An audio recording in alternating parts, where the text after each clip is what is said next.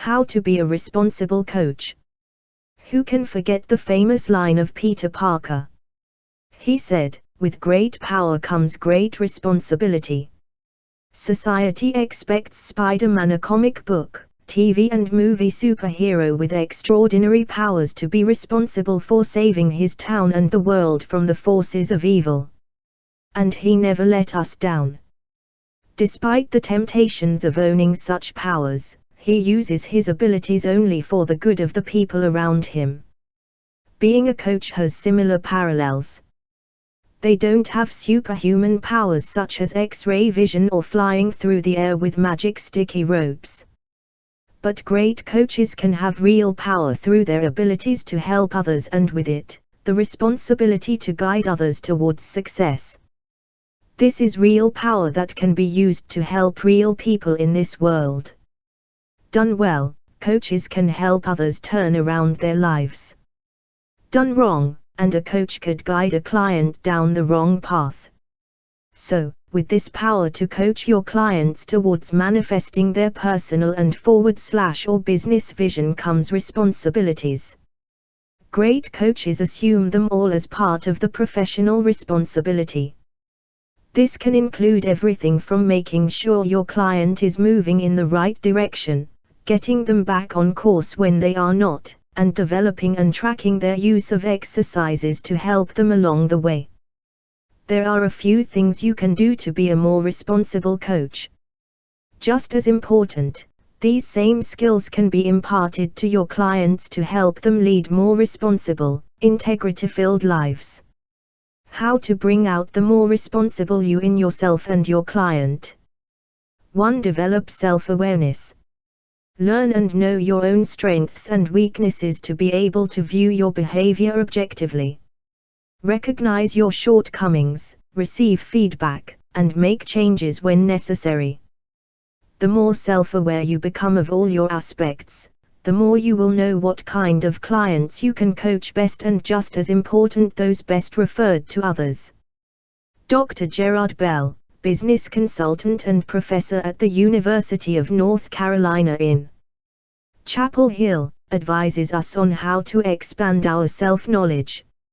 He said, "Study yourself closely and practice self-assessment techniques to learn how you behave, and the effects you have on others. As others for their option, feedback, and suggestions to become a better coach."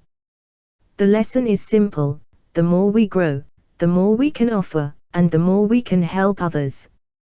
2. Learn to separate responsibility from worry. When we hear the word responsibility, we often think to ourselves, another task, another problem. However, responsibility is not about worrying over things given to us to work out. Consider this story. One night at the end of the second shift, the head of operations walked out of the plant he managed and passed a porter. A porter he passed said, "Mr. Smith, I sure wish I had your pay. But I wouldn't want the worry that goes with it." Mr. Smith answered, "I give the best I can when I am here. But I drop the worry when I leave so I can be 100% with my family when I'm at home." You, too, can learn to give your best to challenging work, but then leave it at the door when you're off hours. Worrying accomplishes nothing except to eat away at us, and actually ends up making us less effective. Don't let worry taint your clarity of judgment and ability to take decisive action. You can learn this as you grow. Carrying the responsibility of coaching should not intimidate you. It is the ability to help others that coaching is all about. Embrace the responsibilities that come with it. Nothing is gained by worrying about whether your clients achieve their goals or not. Focus on supporting and inspiring them. Be their partner in their growth. Brainstorm with them when it is called for. But ultimately, it is your client's responsibility to assume responsibility for accomplishing their goals. You merely help them see and achieve this state. 3. Take calculated risks and learn from your mistakes.